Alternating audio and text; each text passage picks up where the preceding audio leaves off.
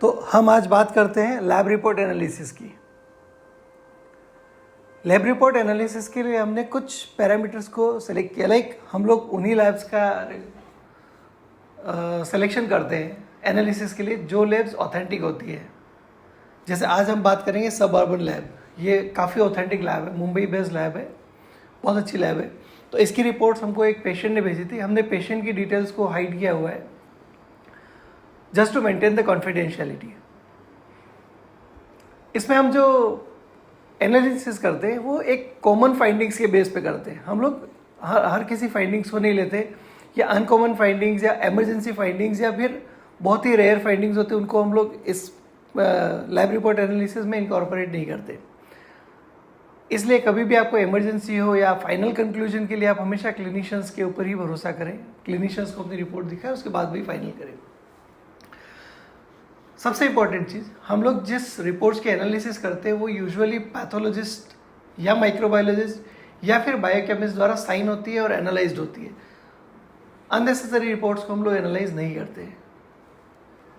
Lab report analysis के लिए हमारे पास drkamlesh.com से ऑर्डर्स आते हैं, and thankfully that we have received orders from various countries as well. Like मतलब हमारे फॉलोअर्स काफ़ी कंट्रीज़ में भी है, एंड इंटरेस्टिंगली हमारी वेबसाइट काफ़ी कंट्रीज़ में रीच हो चुका उसका जस्ट बाय ऑर्गेनिक ग्रोथ।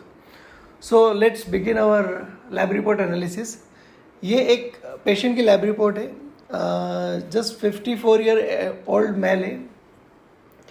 अब अगर इसके आप पैरामीटर्स देखोगे तो जस्ट आपके सामने रेफरेंस रेंज भी लिखी हुई होती है और उसकी वैल्यू लिखी होती है। जैसे फर्स्ट में ये आपका जो है आरबीसी, पीसीवी, एमसीवी, ये सारे पैरामीटर्स लिखे हुए हैं। नेक्स्ट में आपका सेकंड कॉलम में जो है वो रिजल्ट्स लिखे हुए हैं कि उस पेशेंट के ब्लड सैंपल पे क्या वैल्यूज आएगी। एंड थर्ड में बायोलॉजिकल रेफरेंस रेंज लिखी हुई है। तो इन तीन कॉलम से मोस्टली हम लोगों को एक सरोकार होता है, या इन कॉलम्स का इंपॉर्टेंस हमारे लिए बहुत ज़्यादा होता है। यूजुअली क्या करते हैं पेशेंट्स की, आपका जो रेफरेंस रेंज लिखी हुई है पीछे, उससे आप अपने रिजल्ट्स को मैच कर लेते हैं, और अगर उसके बीच में आते तो आप सोचते हो कि यार हमारा रिपोर्ट तो नॉर्मल है, but that's not the correct way. अब हम देखते हैं एनालिसिस में। सो हीमोग्लोबिन इनका 16.1 है, इट इज़ वेरी गुड, और ये रेंज के अंदर आ रहा है। नेक्स्ट है आरबीसी काउंट 4.20, वो कम है। क्यों कम है वो हम लोग आगे डिस्कस करेंगे। इनका पीसीवी ठीक है, नॉर्मल है, लेकिन अगर आप एक पैरामीटर देखेंगे नेक्स्ट एमसीवी इज़ 121.7, और नॉर्मल रेंज क्या होती है 81 to 101। हर लैब का अलग अलग रेफरेंस रेंज हो सकता है, तो इट डजेंट मीन कि जैसे आपने एक लैब का देखा उसका रेफरेंस रेंज कुछ है, किसी और लैब का देखा उसका कुछ और है, तो वो लैब टू लैब वारी करता है, कंपनी टू कंपनी वारी करता है, और मशीन टू मशीन वारी करता है। इसलिए ये अलग अलग हो सकता है, थोड़ा बहुत डिफरेंट हो सकता है। कभी कभी यूनिट डिफरेंट हो तब काफ़ी वेरिएशंस आपको देखने को मिल सकता है। सो बी केयरफुल अबाउट दैट। अब इसके अंदर अगर आप एमसीवी देखो, इट इज़ 121.7 फेम्टोलीटर, मीन्स ये एक आरबीसी का वॉल्यूम है। इतना ज़्यादा वॉल्यूम, इट डज मीन कि इसके अंदर कोई ना कोई प्रॉब्लम है। प्रॉब्लम कब होता है, इसको हम लोग बोलते हैं मैक्रोसाइटिक, और मैक्रोसाइटिक से भी ज़्यादा, एक्चुअली मैक्रोसाइटिक में 101 से ऊपर हो तो मैक्रोसाइटिक होता है, लेकिन ये 121 है, तो काफ़ी बड़ी साइज़ हो चुकी है आरबीसी। तो एवरेज आरबीसी का वॉल्यूम है वो बढ़ चुका है। नेक्स्ट पैरामीटर देखते हैं एमसीएच। एमसीएच मीन्स एक आरबीसी के अंदर जितना हीमोग्लोबिन होता है पिकोग्राम में, तो इसमें है एक आरबीसी में 38.4, वो भी बढ़ चुका है। इसका मतलब ये है कि आरबीसी का ग्रोथ जो है वो अनकंट्रोल्ड हो चुका है। और कंट्रोल कब जाता है, जब उसके ऊपर न्यूक्लियस का कमांड कम हो जाता है। न्यूक्लियस का कमांड कब होता है, जब उसके अंदर डीएनए सिंथेसिस में प्रॉब्लम हो।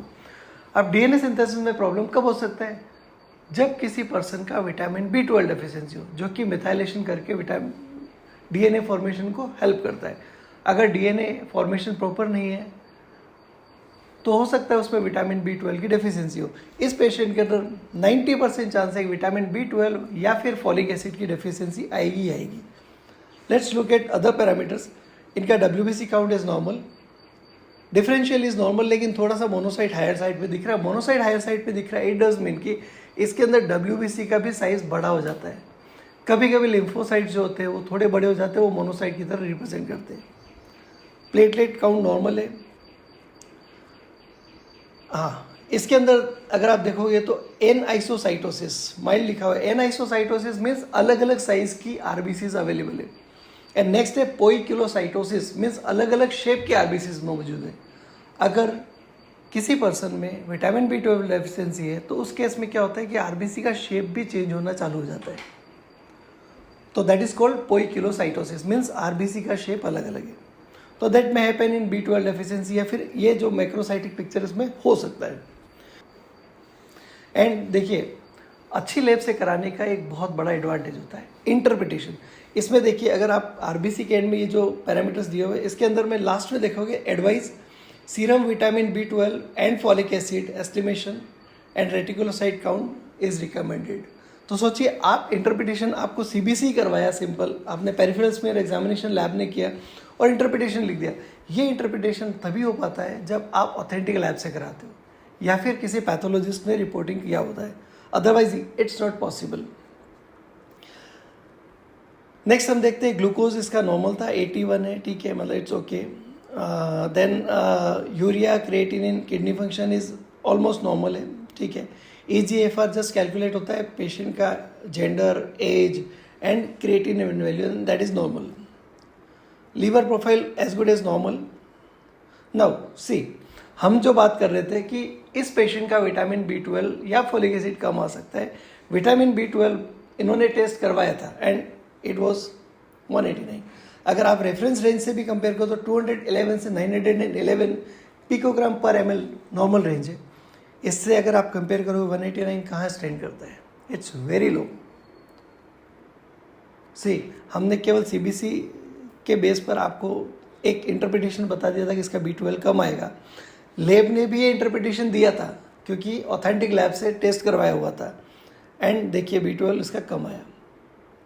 अब हो सकता है इसके और भी पैरामीटर्स कम आए क्योंकि अकेला B12 कम आए इसकी पॉसिबिलिटी कम है, साथ पे हो सकता है other micronutrients like other vitamin या इनकी भी कमी हो, इसकी भी पॉसिबिलिटी काफ़ी हद तक होती है। Let's look at other reports like अब इसका HbA1c, ठीक है, HbA1c इज 3 months का एवरेज शुगर होता है and that is normal 5.2, it's okay.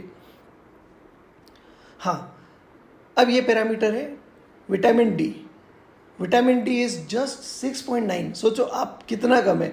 अगर आप रेफरेंस रेंज में भी देखें तो deficiency is depicted bye less than 20, insufficient 20 to 30 और इनका आया है 6.9, इट्स वेरी लो। तो सोचो अगर विटामिन B12 कम है तो पॉसिबिलिटी है कि वहाँ पे अदर माइक्रोन्यूट्रिएंट्स भी कम होंगे। इनमें हो सकता है आयरन भी कम हो सकता है फॉलिक एसिड भी कम हो सकता है अदर विटामिन भी कम हो। अच्छा, इन्होंने जब हमको लैब रिपोर्ट एनालिसिस भेजा था तो हमने इनसे कुछ क्लिनिकल पैरामीटर्स भी मांगे थे, आपको क्या प्रॉब्लम है, कोई दवाई तो नहीं चल रही है। तो इन्होंने बोला था मुझे वीकनेस है, फॉरगेटफुलनेस है, अननेसेसरी लिथार्जिक फील करता हूँ, मोटिवेशन बहुत कम लगता है मुझे, एंड पैरों में कभी कभी जलन जैसा होता है, झुंझुनाहट होता है, ज़्यादा चलने की इच्छा नहीं होती है, कभी कभी सांस फूलती है। सोचो इतने सारे पैरामीटर्स होते हैं, इतनी सारी प्रॉब्लम्स होती है and just single solution.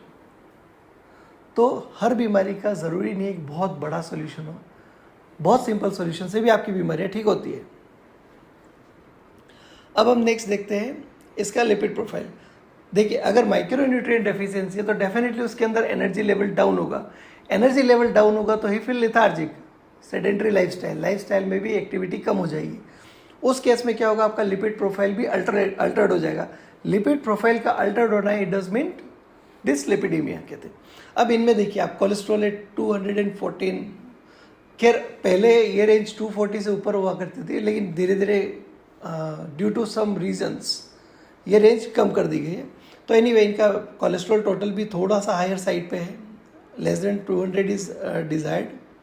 And अगर ट्राइग्लिसराइड देखें वो भी हायर साइड पे है 182, less than 150 is desired. HDL थोड़ा 40 से ऊपर होना चाहिए एंड इट्स गुड 41.3 है। अब इन्होंने कुछ कैलकुलेटेड पैरामीटर्स है जैसे नॉन HDL कोलेस्ट्रॉल है जिसमें HDL के अलावा का कोलेस्ट्रॉल कितना है तो HDL को माइनस कर दो। फिर आता है LDL cholesterol. LDL cholesterol usually calculated होता है, यहाँ पे आप देख सकते हो यहाँ पर भी कैलकुलेटेड है। कैलकुलेशन इस तरह से होती है कि टोटल कोलेस्ट्रॉल में से हम लोग HDL और VLDL, ये जो पैरामीटर है VLDL, इनका VLDL आया 36.4, इसको टोटल करके HDL और VLDL को टोटल करके उसको टोटल कोलेस्ट्रॉल में से माइनस कर देते हैं and that become your LDL। तो वो कैलकुलेटेड होता है मोस्टली, और most of lab calculated parameter से देते हैं क्योंकि उसका ऐसा सिग्निफिकेंस तभी होता है जब किसी में स्पेसिफिकली रिक्वायर्ड हो, अदरवाइज कैलकुलेटेड ही होता है। एंड कैलकुलेटेड काफ़ी हद तक जो हम लोग टेस्ट करते हैं उसके अप्रोक्सीमेट ही आता है। इसके अलावा थायराइड था, इट वाज नॉर्मल, एंड और भी कुछ पैरामीटर्स थे, किडनी पैरामीटर्स थे, it was also normal, liver parameters ये भी नॉर्मल थे, almost as good as normal. तो ये था लैब रिपोर्ट एनालिसिस। ये बहुत ही बेसिक था, अगर इसमें और भी रिपोर्ट्स होते तो हम लोग और भी अच्छे से लैब रिपोर्ट एनालिसिस कर सकते थे। बट इसमें भी देखिए, एक पर्सन का केवल MCV MCH देख के हमने काफ़ी कुछ एनालाइज कर लिया, लाइक इनका B12 कम आएगा। अगर B12 कम है तो पॉसिबिलिटी एक दूसरे भी पैरामीटर्स डिरेंज्ड आएंगे, लाइक लिपिड प्रोफाइल डिरेंज्ड आया था, विटामिन D भी कम आया था। तो इसीलिए इंपॉर्टेंट होता है कि अगर आप लैब रिपोर्ट कराएं, जैसे ये पैकेज में आई बिलीव कि ये पैकेज में करवाया होगा और पैकेज में बहुत सारी रिपोर्ट्स हो गई थी, अब इनको दिखाने जाने का प्रॉब्लम होता है। तो आप ऑनलाइन drkamlesh.com पे लैब रिपोर्ट एनालिसिस बुक कर सकते हो और आप अपनी रिपोर्ट्स हमको शेयर कर सकते हो, तो हम आपको उसको एनालाइज करके दे देते हैं। और एनालिसिस इतना इंपॉर्टेंट होता है कि एनालिसिस से ही आपकी बहुत सारी बीमारियों का डायग्नोसिस हो जाता है। एंड दी मोस्ट इम्पॉर्टेंट, जो कि ये रिपोर्ट्स एक ऑथेंटिक लैब से कराई थी, तो उन्होंने भी अपना एनालिसिस दिया था। तो ऑथेंटिक लैब से कराने के लिए हम लोग हमेशा बोलते हैं लैब हमेशा ऑथेंटिक सेलेक्ट करें, ऐसी लैब सेलेक्ट करें जहाँ पे डॉक्टर इंटरप्रिटेशन करता हो और साइन करता हो। लैब के डॉक्टर्स होते हैं पैथोलॉजिस्ट, माइक्रोबायोलॉजिस्ट या फिर बायोकेमिस्ट। तो इनका साइन के बिना अगर आपको रिपोर्ट्स मिले तो आई प्रीफर कि आप वहाँ पे टेस्ट ना कराएं। उससे क्या है, आपको प्रॉपर एनालिसिस एंड इंटरप्रिटेशन मिल सकता है वहाँ से भी। और अगर एनालिसिस हम हमारे से करवाना चाहते हो तो आप free, you can go for that. With this, thank you so much.